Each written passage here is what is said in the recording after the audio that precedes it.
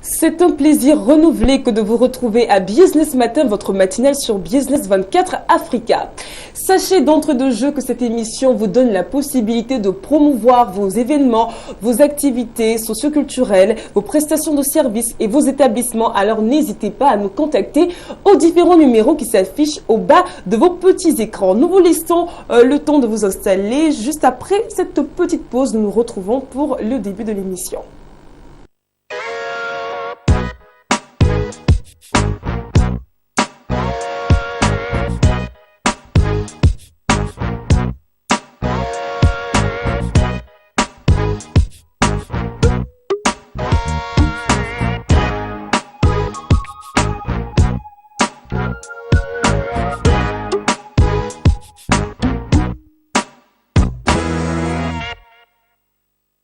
Démarrons cette émission comme à l'accoutumée par les éphémérides du jour. Aujourd'hui, c'est le 18 avril et bien le 18 avril est le 109e jour de l'année puisque nous sommes dans une année bissextile. Il ne reste plus que 257 jours avant le terme de l'année. Alors hâtez-vous de réaliser les projets que vous avez dressés en début d'année. Tout de suite, voyons les événements en rapport avec cette date du 18 avril. Eh bien, le 18 avril 1915, Roland Garros, contraint d'atterrir sur le territoire allemand, est fait prisonnier de guerre. Et puis sachez-le, le 18 avril 1951, le traité de Paris institue l'ACK, qui est donc la communauté européenne du charbon et de l'acier. Et puis, sachons-le tous, aujourd'hui, c'est la journée internationale des monuments et sites. Vous avez donc la possibilité de prendre des photos à côté des monuments ou encore sur des sites touristiques et les poster sur les murs de vos différents réseaux sociaux préférés et montrer donc au monde entier que vous êtes au goût du jour.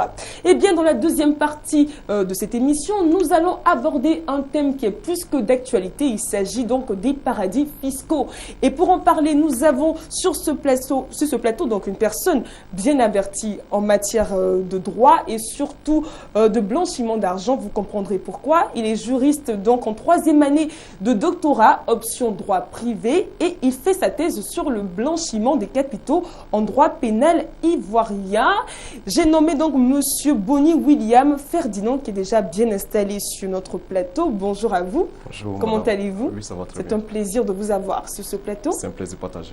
Très bien. Alors avec vous, comme je l'ai dit tantôt, nous allons aborder la question des paradis fiscaux. Nous allons essayer d'éclairer la lanterne de plus d'un sur les terminologies qui sont donc comprises dans le thème du paradis fiscal. En commençant justement par le paradis fiscal lui-même. Qu'est-ce que c'est qu'un paradis fiscal? Eh bien, il n'existe pas de définition officielle du thème paradis fiscal. D'où la difficulté de les renommer et de les dénombrer. Mais cette absence de définition n'est pas un obstacle infranchissable, dans la mesure où l'OCDE, qui est l'Organisation de coopération et de développement économique, va fixer un certain nombre de caractéristiques qui vont permettre de saisir la notion de paradis fiscal. Il s'agit notamment des pays à faible taux d'imposition. Et souvent même dans ces pays, il faut dire que les impôts sont insignifiants, voire inexistants. Dans ces pays également, nous avons une absence de transparence dans l'application de lois fiscales.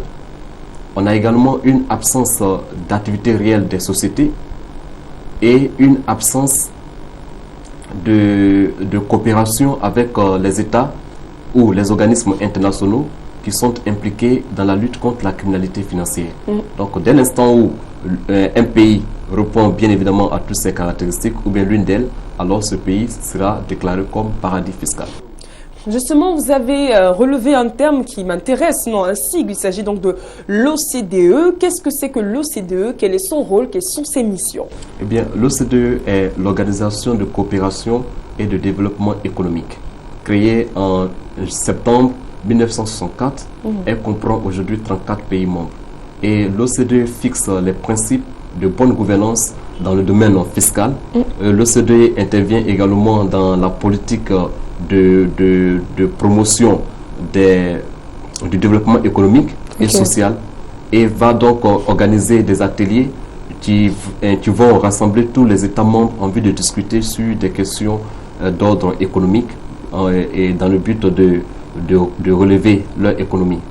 Voilà. Très bien. Alors justement, ces derniers temps, nous avons maintes fois entendu ces termes suivants: État coopératif et État non coopératif. Est-ce que l'on pourrait savoir de quoi il s'agit lorsqu'on utilise donc ces termes, État coopératif et État non coopératif? Eh bien, par État coopératif, il faut entendre tout simplement les États qui coopèrent avec les organismes internationaux dans le but de lutter contre la délinquance financière ou contre un acte déclaré contraire à la loi. Donc c'est une sorte de synergie, c'est une sorte de solidarité internationale qui existe entre ces États. Par contre, l'État non coopératif, c'est-à-dire que ce sont des États qui ne s'investissent pas dans la lutte commune contre la criminalité financière. Ah, très bien. Alors pourquoi ils choisissent justement de ne pas s'investir dans cette lutte? Pourquoi ils choisissent de ne pas coopérer? Eh bien, bon, dans le domaine économique, par exemple, cette solidarité permet, comme je l'ai si bien dit, permet de lutter contre la criminalité financière. Et ces États décident de ne pas coopérer dans le but d'attirer l'investissement. Parce que ces États sont beaucoup orientés vers l'extérieur. Ils ont besoin de capitaux provenant de l'extérieur. Donc du coup, ils ont, je dirais, les portes ouvertes. Parce qu'ils ont besoin de capitaux pour financer leur projet de développement. Très bien. Ces derniers temps, on a aussi beaucoup entendu cette expression société offshore. Qu'est-ce qu'une société offshore? Eh bien, une société offshore est une société qui exerce ses activités commerciales en dehors de l'État où elle a été constituée. Donc, du coup, la société offshore est exempte d'impôts. D'accord. Justement, comment comprendre qu'une société soit constituée dans un État et qu'elle puisse fonctionner, exercer dans un autre? Eh bien, cette question peut être rattachée au blanchiment de capitaux, par exemple. Parce que quand on crée des sociétés, imaginez-vous un instant, un homme d'affaires qui crée une société ici en Côte d'Ivoire. On voit que cette société sera soumise aux lois fiscales. Très bien. Et plus la société a un chiffre d'affaires important, quand on prend en compte l'ampleur de ses activités, on voit que la société va payer beaucoup au fisc national. Donc du coup, en bâtissant ou en créant sa société dans un autre État, on veut donc échapper au fisc national. Et ces sommes d'argent qui étaient destinées à l'État, par exemple ivoirien, qu'on va appeler argent noir, peuvent être utilisées à des fins illicites, par exemple le blanchiment, par exemple le financement du terrorisme. Très bien, nous avons bien compris votre intervention. Nous allons à présent nous intéresser de plus près à ce scandale du Panama Papers. Pour celui qui n'aurait pas suivi l'actualité, il serait intéressant quand même de faire un bref résumé de ce dont il s'est agi quand l'on a parlé donc de l'affaire Panama Papers. Qu'est-ce qui s'est passé? De quoi s'agit-il lorsqu'on dit scandale Panama Papers? Eh bien, cette affaire vraiment a provoqué un réel scandale qui d'ailleurs a suscité de vives réactions partout dans le monde. Eh bien, il s'est agi de la fuite d'environ 11,5 millions de documents relatifs à plus de 214 000 sociétés offshore, impliquant des personnalités de divers horizons, de divers rangs sociaux, impliquant également des célébrités sportives et autres. D'accord. Justement, comment a-t-on pu en arriver là? Qu'est-ce qui s'est passé pour que cette affaire puisse connaître ce boom médiatique qu'elle a connu? Eh bien, il faut dire que cette affaire est un dossier très lourd. Et plus le dossier est lourd, vraiment, on a de fortes chances de se faire appréhender facilement. C'est ce qui a entraîné vraiment la naissance de cette affaire qui va quand même éveiller la conscience des peuples sur pas mal d'actions illicites qui se passent dans ce monde. Très bien, beaucoup de noms ont été révélés, beaucoup de personnalités ont été indexées. Qu'est-ce qu'on reproche réellement à ces personnalités et à ces sociétés donc, qui ont été constituées, qui ont exercé au Panama? Eh bien, il faut dire que ces personnes ont investi au Panama et nous avons, comme je l'ai dit, ce sont des personnalités de divers horizons. Maintenant, le problème est de savoir quelle est l'origine des fonds investis. Voilà. Si ça veut que ces fonds ont une origine illicite, alors on va déboucher sur le terrain du blanchiment de capitaux. Très bien. Et ce terme, il revient justement en parlant de blanchiment d'argent, de capitaux, comme vous le dites. Est-ce qu'on pourrait savoir de quoi il s'agit? Et puis après, si vous le permettez, nous allons revenir aussi sur cette expression évasion fiscale, justement, faute dont est rendu coupable ces personnes, ou du moins dont sont rendues coupables ces personnes qui ont été indexées lors de ce scandale Panama Papers. Donc commençons déjà par le blanchiment de capitaux et ensuite on parlera d'évasion fiscale et fraude fiscale. Ok. Le blanchiment de capitaux est une opération qui consiste à donner une apparence légale à un bien d'origine illégale.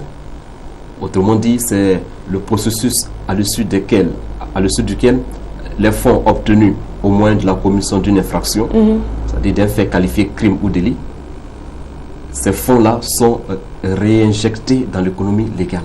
Très bien. Est-ce qu'on pourrait savoir en fait l'historique qui entoure le blanchiment d'argent? Et puis il faut dire que le blanchiment d'argent est né dans les années 1920 aux États-Unis. Et bien dans les années 1920 aux États-Unis, il faut dire que les Américains avaient adopté une loi qui interdisait la vente de l'alcool. Et les cartels du crime, avec à leur tête Al Capone, avaient décidé donc de créer un vaste réseau de distribution de cette substance qui était pourtant interdite. Alors pour dissimuler leurs bénéfices, ils vont racheter une chaîne de blanchisserie et il a fallu qu'il y ait un cas de fraude fiscale pour qu'on découvre que en fait ces fonds qui provenaient de ces structures-là avaient une base illicite. Ah, très bien. Sinon, on ne le savait pas. On pensait qu'il s'agissait juste de fonds liés à cette chaîne de blanchisserie. Voilà. D'où justement l'appellation de cette fraude blanchiment d'argent, parce que ça tient en fait. Dans le temps, il y avait un débat entre le terme blanchissage et blanchiment. Et c'est le blanchiment qui l'a emporté. Ah, très bien. Quand vous parlez d'évasion fiscale, je pense tout de suite aussi à la fraude fiscale. Est-ce qu'il y a un distinguo à faire entre évasion fiscale et fraude fiscale? Si oui, lequel? Effectivement, les deux notions ne sont pas des synonymes. Voilà, la fraude fiscale est un délit. C'est-à-dire, elle consiste à falsifier la déclaration des revenus pour ne pas acquitter les taxes. Très bien. Donc, elle consiste donc à falsifier les documents.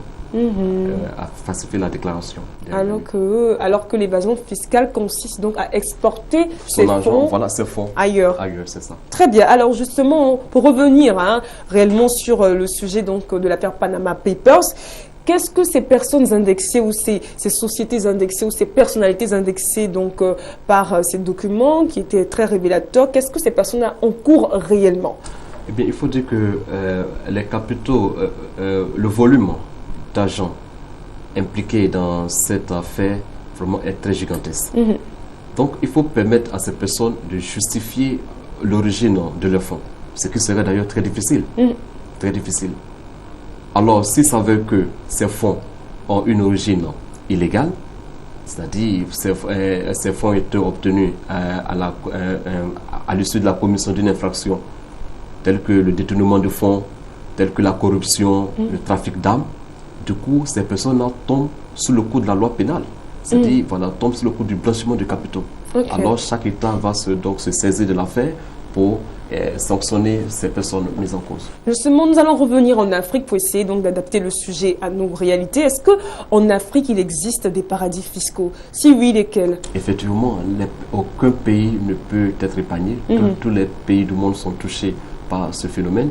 Eh bien, en Afrique, nous avons le Libéria, nous avons le Djibouti, nous avons les îles Seychelles. Ah, très bien. Donc, si je décide d'investir dans ces pays-là, est-ce que je me serais rendu ainsi coupable d'un délit?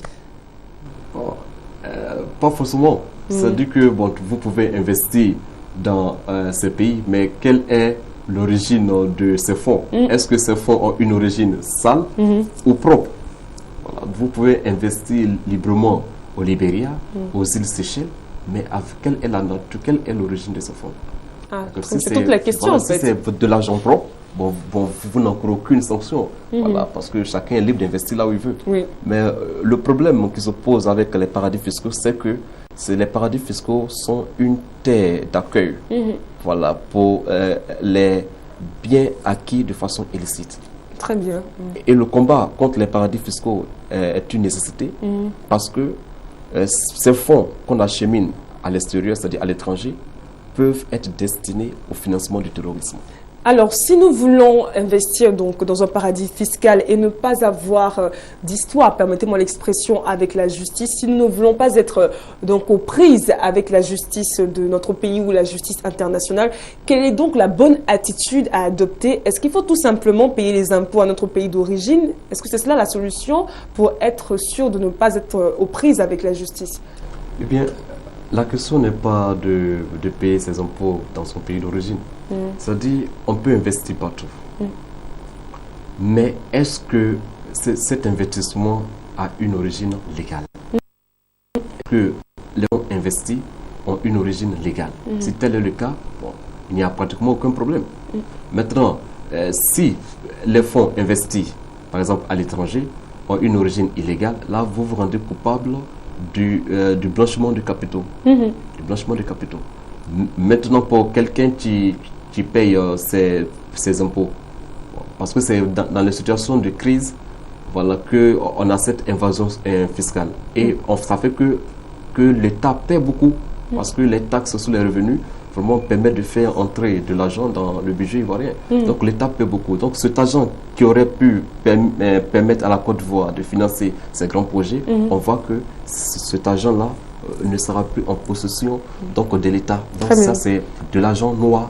Très bien. Donc, comme je l'ai dit tantôt, pour échapper à la justice, si je puis le dire ainsi, il faut tout simplement payer ces taxes sur les revenus de votre pays. Voilà, vous payez tout ça. Et puis encore, il faut être rassuré que votre argent n'a pas une source illégale. Très bien. Alors, pour terminer, quel est votre regard sur le paradis fiscal? Est-ce que le paradis fiscal est un mal en soi? Ou bien c'est l'usage qu'on en fait qui est mal et qui peut créer donc les scandales tels que celui du Panama Papers? Oui, eh bien, quand je parle d'enfer, ça dit il faut penser un peu aux difficultés économiques auxquelles le pays sera confronté. Imaginez-vous un instant où le budget, ou bien une bonne partie du budget a été quand même détournée par un chef d'État et cette partie du budget a été transitée dans les paradis fiscaux. On voit que cet argent qui normalement devrait permettre de financer les projets de développement, c'est-à-dire de l'emploi jeune par exemple, cet argent-là sort du patrimoine de l'État. Et du coup, le taux du chômage va augmenter. Et comme on le sait, plus il y a le chômage, on voit que la délinquance financière bat son plein. N'est-ce pas? Voilà. Donc, vraiment, c'est pourquoi le paradis fiscal, pour moi, apparaît comme une sorte d'enfer. Et l'Europe également, pour moi, c'est une honte. Parce qu'il faut éviter... que c'est vrai que vous avez besoin de fonds, vous êtes ouvert rien que pour avoir de l'investissement, c'est ça, tout ça c'est bien, mais il faut savoir faire les choses. Voilà, il faut savoir faire les choses, il faut que les choses soient bien régulées, c'est-à-dire qu'il faut refuser les fonds quand ces fonds-là ont une origine illégale. Voilà. Très bien, très bien. Je pense que votre avis sur ce sujet est bien connu pour vous.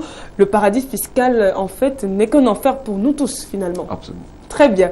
En tout cas, merci à vous d'être passé sur ce plateau. Merci et votre position donc sur les paradis fiscaux est bien connue pour vous. Le paradis fiscal est un enfer pour tous, finalement. Absolument. Merci encore à vous d'être passé. Je rappelle que vous êtes Monsieur Bonny William Ferdinand et vous êtes juriste en 3e année de doctorat, option droit privé, et vous faites une thèse sur le blanchiment des capitaux en droit pénal ivoirien. Merci encore à vous d'être passé sur ce plateau. Merci à vous.